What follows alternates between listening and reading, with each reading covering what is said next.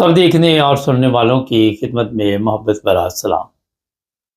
England میں دن بدن جو قوانین ہیں کافی سخت کیے جا رہے ہیں اور ایسے بل پاس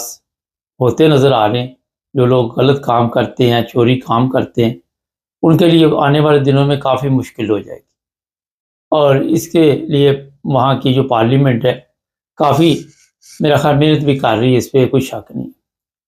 چوری کام وہاں پہ جو لوگ کرتے ہیں ان کے لیے اتنا مسئلہ نہیں ہے، کیونکہ وہ ویسے ہی غیر قانونی ہوتے ہیں، لیکن مسئلہ ان کے لیے جنہوں نے ان لوگوں کو رکھا ہوتا ہے۔ اب جو نئی چیزیں سامنے انگلینڈ کے بارے میں آ رہی ہیں اس کے بارے میں آپ کو تھوڑا سا بتا دیتے ہیں کہ جلدی یہ جو وہاں پہ غیر قانونی طور پر کام کرنے والے ہیں ان پر اور سختی کی جا رہی، اور جو جرمانے ہیں جو ان کو کام پہ رکھنے والے ان میں اضافہ ہوگا تاکہ کوئی یہ رسک نہ لے۔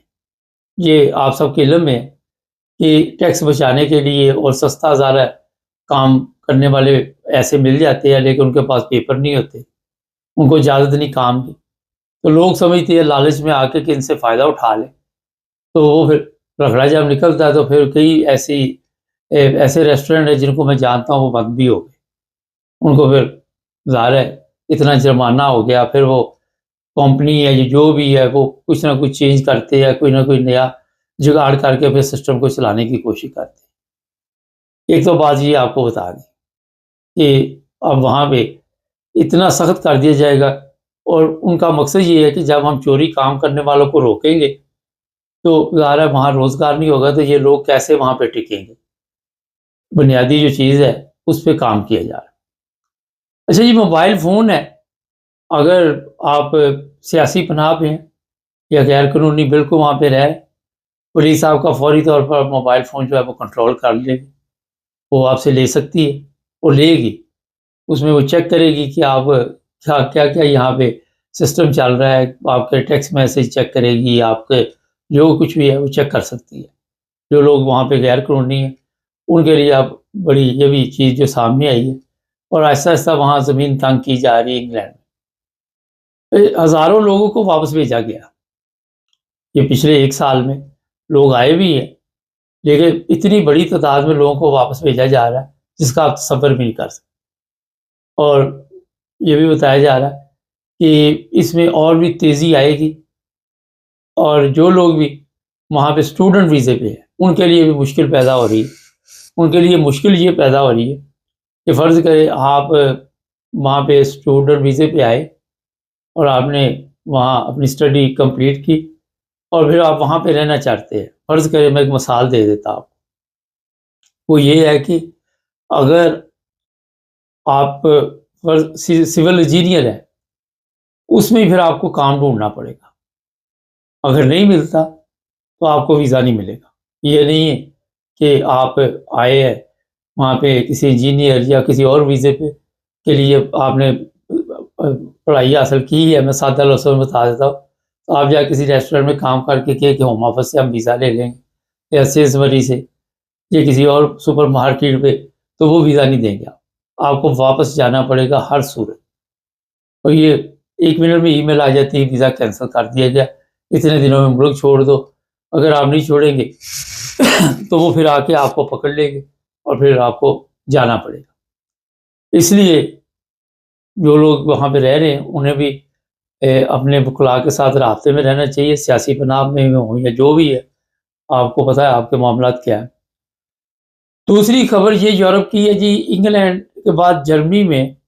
اب آپ ڈبل نیشنلٹی کا باقاعدہ ایک پیپر جاری کر دیا گیا پاکستانی گورنمنٹ کی طرف سے، کہ جو لوگ یہاں پہ رہتے ہیں وہ جرمن اور پاکستانی نیشنلٹی رکھ سکتے ہیں۔ انگلینڈ میں تو پہلے ہی، امریکہ کینیڈا میں بھی یہ ہے، لیکن یہاں پہ نہیں تھا، اور اس بار آپ سب کے علم میں کہ جرمن گورنمنٹ نے بھی کافی کام کیا تھا، ہم اس کے بارے میں آپ کو بتاتے رہے۔ تو اب آپ کو پاکستانی نیشنلٹی ختم کرانے کی ضرورت ہے۔ اب ڈبل نیشنلٹی وہ شناختی کارڈ جو عام بنتا ہے پبلک کا وہ بن جائے گا، اوریجن کارڈ پہ اتنے پیسے لگانے کی ضرورت نہیں ہے۔ لیکن اس میں بتا دیتا ہوں تھوڑا سا فرق، کہ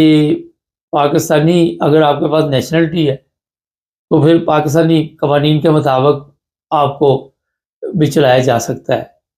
اور اگر آپ سے جرمن ہے اس کے لیے ہم نے کئی پروگراموں میں آپ کو تفصیل سے بتایا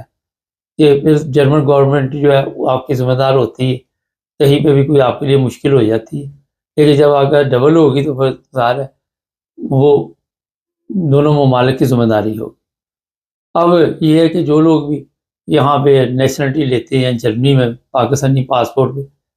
ان کو یہ کینسل کرانے کی ضرورت نہیں ہے، فوری طور پر وہ پاسپورٹ لے سکتے ہیں، ویسے مل رہے تھے پہلے بھی، وہ کہتے نہیں تھے کہ کینسل کراؤ۔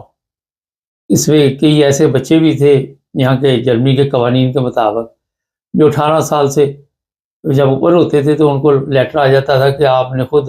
فیصلہ کرنا، جو یہاں پیدا ہوئے ان کے والدین کے پاس 90% تھا، تو وہ پھر ان سے پوچھتے تھے کہ آپ نے کون سی نیشنلٹی رکھنی، تو اب وہ بھی مسئلہ حل ہو گیا، وہ آپ کو وہاں سے بھی کوئی لیٹر شیٹر نہیں آئے گا، آئے بھی تو یہ کہہ سکتے ہیں ہم دونوں ہی رکھنی ہے تاکہ مسئلہ حل ہو جائے، لیکن وہ دوسری نیشنلٹی آپ کو لینی چاہیے تاکہ دونوں شناختی کارڈ یہاں کا جرمن جو اوسائس ہے آئی ڈی کارڈ وہ بھی ہو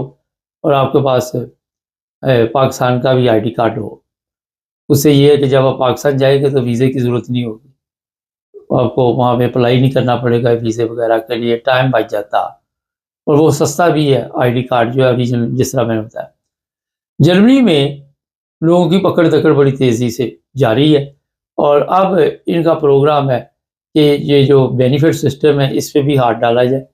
اور لوگوں کے لیے مشکل پیدا یہ ہو رہی ہے